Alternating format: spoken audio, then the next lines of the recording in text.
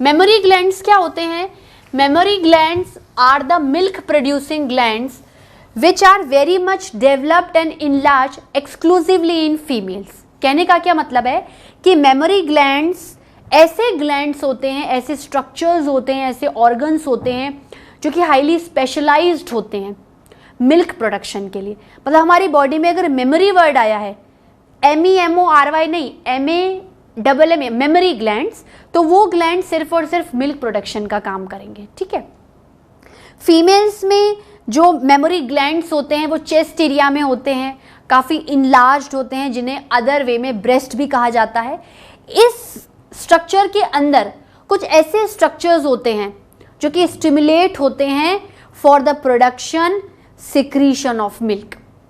Mainly females में milk का secretion कब होता है? आफ्टर द पार्चुरेशन और डिलीवरी ऑफ द बेबी।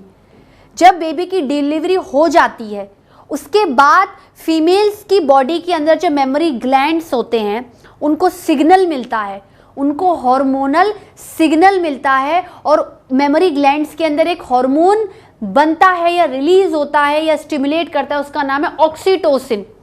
वो हार्मोन एक मिल्क इजेक्शन हार्मोन होता है।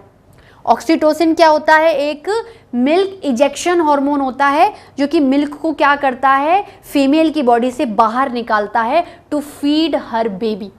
क्योंकि बच्चे के पैदा होने के बाद बच्चा 6 महीने तक ब्रेस्ट फीडिंग पे रहता है, दैट मीन्स ये ऑक्सीटोसिन हार्मोन का रोल 6 महीने तक होता है। वेरी करता है फीमेल्स की बॉडी में, कि किन्हीं की फीमेल्स की बॉडी में 6 मंथ्स तक ब्रेस्ट मिल्क आता है, किन्हीं के 8 महीने तक, किन्हीं के 1 साल तक, किन्हीं के कभी कभार 1.5 साल तक भी हो जाता है। तो ऑक्सीटोसिन हार्मोन जब तक रोल में रहेगा तब तक मिल्क इजेक्ट होता रहेगा। ठीक है स्टूडेंट्स, तो इसके बारे में लिखते हैं हम लोग।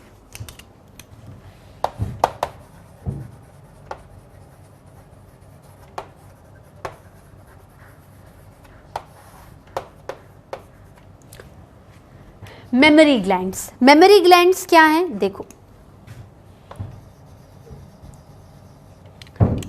मेमोरी ग्लैंड्स होते हैं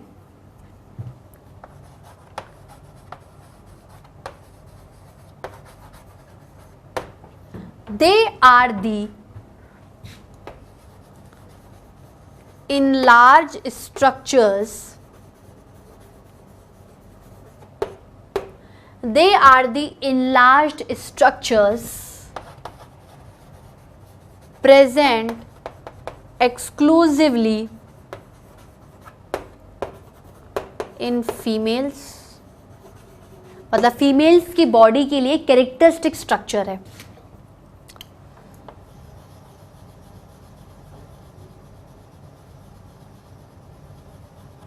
ठीक है।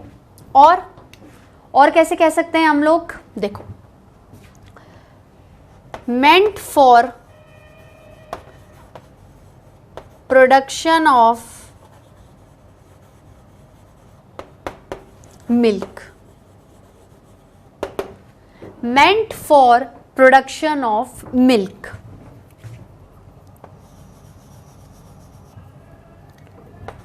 दे आर, ये फ्रंट से दिखेंगे, they are seen from front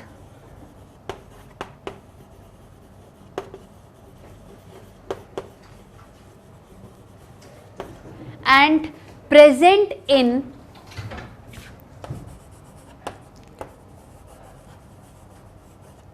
chest और थोरेक्स एरिया। ठीक है students, should I rub this portion students? Should I rub it?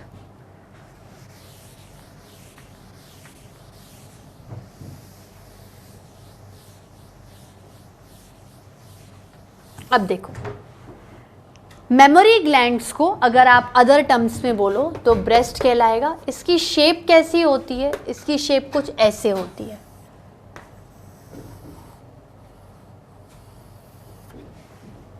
ठीक है। This is the chest wall, this is the, भाई जो मेमोरी ग्लैंड्स हैं, जो ब्रेस्ट एरिया है फीमेल्स का, उनमें कोई इस पर्टिकुलर एरिया में किसी भी बोन का इन्वॉल्वमेंट नहीं है, सिर्फ ग्लैंडुलर टिश्यू और फैट और थोड़ा बहुत मसल्स का इन्वॉल्वमेंट होता है, ठीक है। So this is composed of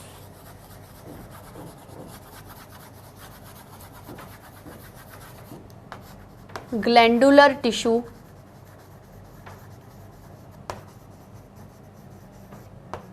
and fat. Glandular tissue and fat. Nipple. ये क्या है? जो पॉइंट है ब्रेस्ट का, जो जहां से जो बेबी है वो मदर का मिल्क सक करता है, जहां से मदर को स्टिमुलेशन मिलता है, जहां से मिल्क इजेक्ट होगा, वो एक ओपनिंग होती है ब्रेस्ट की जिसे आप निपल कहते हो, ठीक है। तो इसके बारे में लिखते हैं।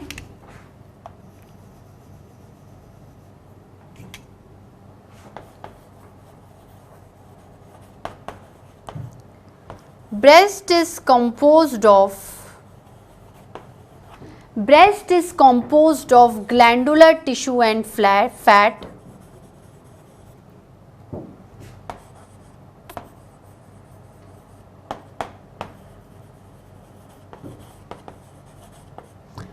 Breast is composed of glandular tissue and fat.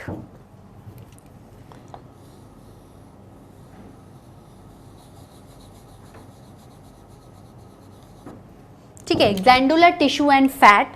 अब इस ब्रेस्ट के अंदर होता क्या है, ऐसा क्या चीजें हैं जो मिल्क का प्रोडक्शन करती हैं। देखो, एक तरीके से जो स्ट्रक्चर्स हैं वो बहुत ज्यादा कनेक्टिंग लिंक बताएंगे, तो इस लिंक में ही पढ़ते हैं कि ब्रेस्ट के अंदर क्या होता है,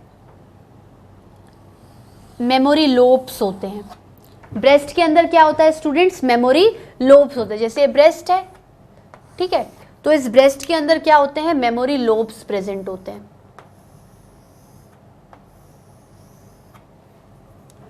ठीक है। मेमोरी लोब्स के अंदर छोटे छोटे क्लस्टर ऑफ सेल्स होते हैं,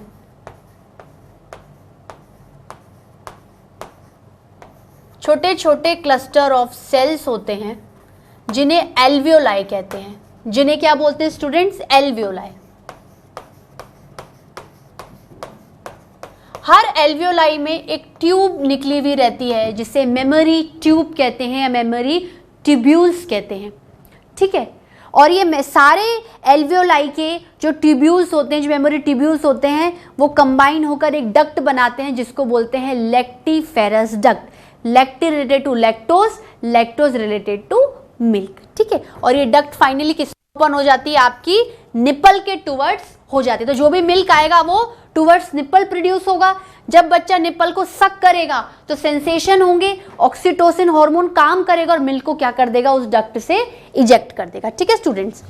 तो breast is composed of glandular tissue and fat. अगर अपन इसके अच्छा यहां लिख देती हूं मैं, should I rub this portion.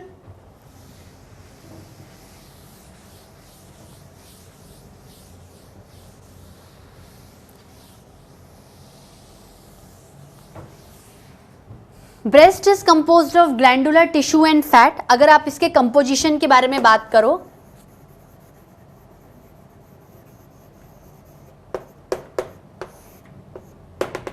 Composition के बारे में अगर हम बात करें तो having memory lobes, having memory lobes,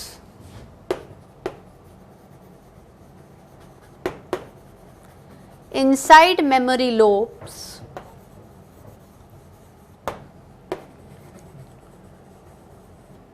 cluster of cells are present called alveoli,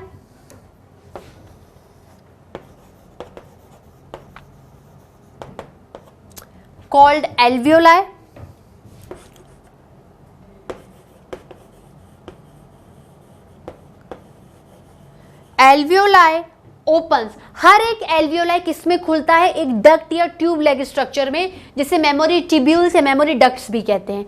तो alveoli opens into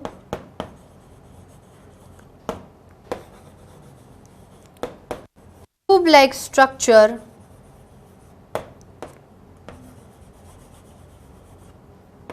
called as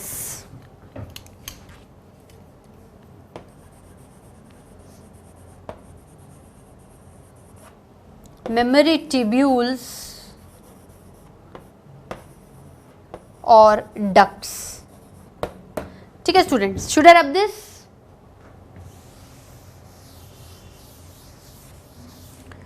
अब जैसे ये आपकी एल्वियोलाई है, ठीक है, अभी एल्वियोलाई हर कोई डक्ट में कन्वर्ट हो रहा है, फिर एल्वियोलाई डक्ट में कन्वर्ट हो रहा है, फिर एल्वियोलाई डक्ट में कन्वर्ट हो रहा है, ठीक है। तो ये सारी डक्ट क्या करती है, कॉमन डक्ट बना लेती है, जिसको बोलते हैं लेक्टिफेरस डक्ट, ठीक है। तो क्या कह सकते हैं स्टूडेंट्स, इसको लिख सकते हैं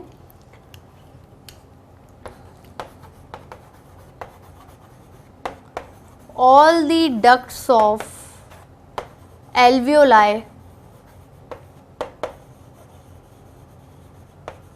opens into a common duct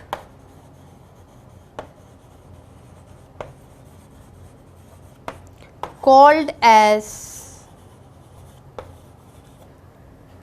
lactiferous duct.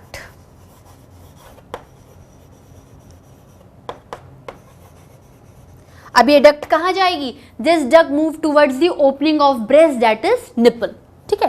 Should I rub this portion students, should I rub it?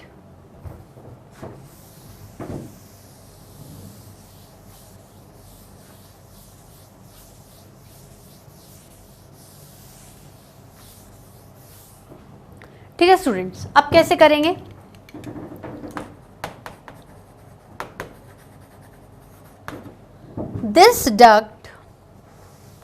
this duct opens into the breast pore कह सकते हो, ठीक है, breast pore called nipple, ठीक है। ये निपल एक ऐसा पॉइंट है ब्रेस्ट में जहां से चाइल्ड क्या करता है, मिल्क को सक करता है, ठीक है।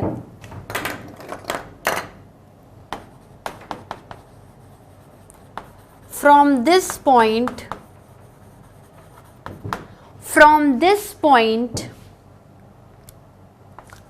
Child suck milk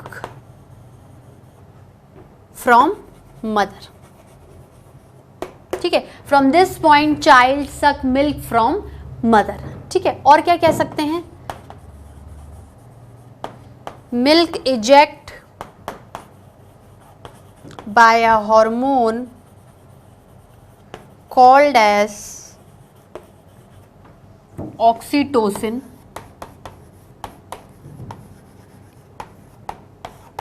called as oxytocin, that is milk ejection hormone, ठीक है। ऑक्सीटोसिन क्या है, मिल्क इजेक्शन हार्मोन है। अब ये हार्मोन्स का इन्वॉल्वमेंट कहां से आता है, आपने एंडोक्राइन सिस्टम में पढ़ा था ना, पिट्यूटरी, हाइपोथैलेमस। तो हाइपोथैलेमस क्या करता है, हाइपोथैलेमस रिलीजिंग इनिबिटिंग हार्मोन्स भेजता है पिट्यूटरी को, फिर पिट्यूटरी का anterior lobe, middle lobe, posterior lobe hormones को क्या करता है, रिलीज करते हैं, एडिनो हाइपोफाइसिस, न्यूरो हाइपोफाइसिस। तो उसी तरीके से जब प्रेगनेंसी का टाइम आता है या डिलीवरी का टाइम आता है, तो डिलीवरी के बाद ऑटोमेटिकली जो फीमेल्स में मेमोरी ग्लैंड्स होते हैं वो ऑक्सीटोसिन हार्मोन को मतलब लेते हैं पिट्यूटरी ग्लैंड से, उनको सिग्नल मिलता है और ऑक्सीटोसिन हार्मोन जो मिल्क प्रोड्यूस करता है उसको क्या कर देता है, इजेक्शन में मदद करता है। क्योंकि मिल्क प्रोडक्शन का काम तो प्रोलैक्टिन भी कर सकता है, ठीक है। तो प्रोडक्शन नहीं करना, उसको बाहर भी निकालना है, इजेक्ट भी करना है, तो उसका काम कौन करेगा, आपके ऑक्सीटोसिन, ठीक है। तो milk eject by a hormone called as oxytocin, that is milk ejection hormone, ठीक है स्टूडेंट्स।